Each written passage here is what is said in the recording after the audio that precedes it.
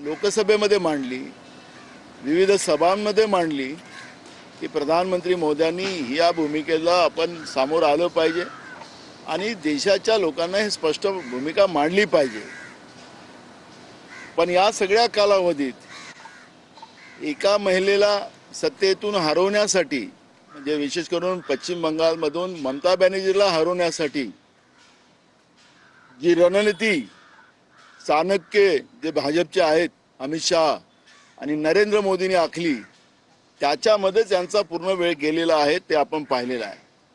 पण जो पाकिस्तान, ज्या पाकिस्तानला काँग्रेसच्या सरकारने जागतिक पातळीवर हा आतंकवादी देश आहे आणि या देशापासून जगाने सावध राहिलं पाहिजे ही भूमिका मांडली आणि त्याच्यामध्ये पाकिस्तान हा आतंकवादी देश जागतिक पातळीवर त्याला जाहीर करण्याचं काम झालेलं होतं।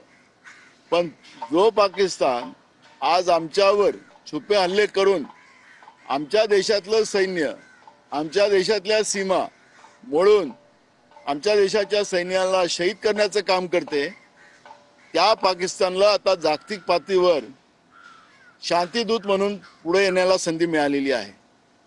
माझा मुद्दा एवढाच आहे की आपले प्रधानमंत्री नरेंद्र मोदी जे आहेत ते आता देश चालवण्यामध्ये त्यांना आता त्यांचं सामर्थ्य राहिलेलं नाही, ते पूर्ण फेल झालेले आहेत आणि त्याच्यामुळे त्यांनी हा सल्ला भारताच्या जनतेला देण्यापेक्षा त्यांनी सत्तेतूनच दूर व्हावं ही भूमिका आता आमची आहे।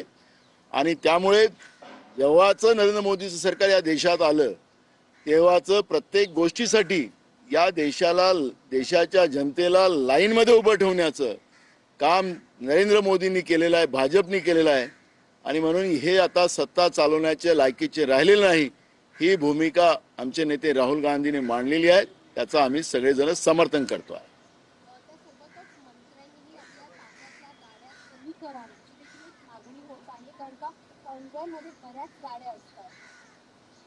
आपल्याला लक्षात असेल की एका दिवसात 3 सभा प्रधानमंत्र्यांनी केल्यात। आता त्यांच्या सिक्युरिटीचा इश्यू आहे, त्याला आपल्याला बोलता येणार नाही, पण सिक्युरिटीच्या नावाने जे मोठे मोठे ताफे घेऊन मुख्यमंत्री असतील, राज्यातले मंत्री असतील, ज्या पद्धतीने त्यांचे आमदार असतील, ज्या पद्धतीने सरकारी व्यवस्थेचा जनतेच्या पैशाची ज्या पद्धतीने उधळपट्टी करतात आहेत ते आता जवळपास त्यांनी सगळा देशच जिंकलेला आहे, सगळे राज्य त्यांनी आपल्या ताब्यात घेण्याचं काम सुरू केलेलं आहे। त्यांचे ज्या दिवशी पश्चिम बंगाल जिंकल्यानंतर त्यांनी नकाशा जाहीर केला भाजपनी की आता आम्ही सगळा भारत आम्ही जिंकलेला, अशा पद्धतीचं आपलीच पाठ आपल्या हाताने ठोपटत होते। पण आता त्यांचे सगळ्या राज्यातले मंत्री, मुख्यमंत्री आणि स्वतः केंद्रातले मंत्री हे कसे वागतात याच्यावर देशाच्या जनतेचं लक्ष राहणार आहे। पण याच्यामध्ये मी एक कोट करेल की मधु दंडवते जेव्हा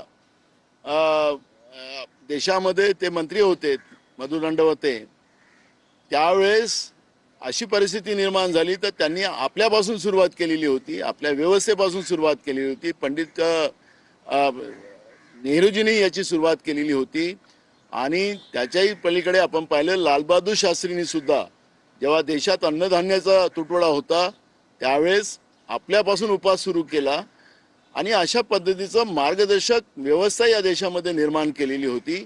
ती बीजेपी करेल असा कोणाचाही विश्वास त्याच्यावर नाही। आता पंतप्रधानांनी म्हटल्यानंतर 1967 साली इंदिरा गांधींनी नॅशनल डिसिप्लिन आहे असं सांगत सोनं खरेदी करू नका असं हिंदूची बातमी सध्या व्हायरल होते। त्याचबरोबर चिदंबरम यांनी त्या काळात सांगितलं होतं की सोनं घेऊ नका, असं काँग्रेसला सध्या विरोध केला जातो। नाही, मला यांना प्रश्न विचारायचा आहे की यांनी काँग्रेसच्या चुका जनतेसमोर मांडून हे सत्तेमध्ये आले। आता यांना 13वं वर्ष लागलं।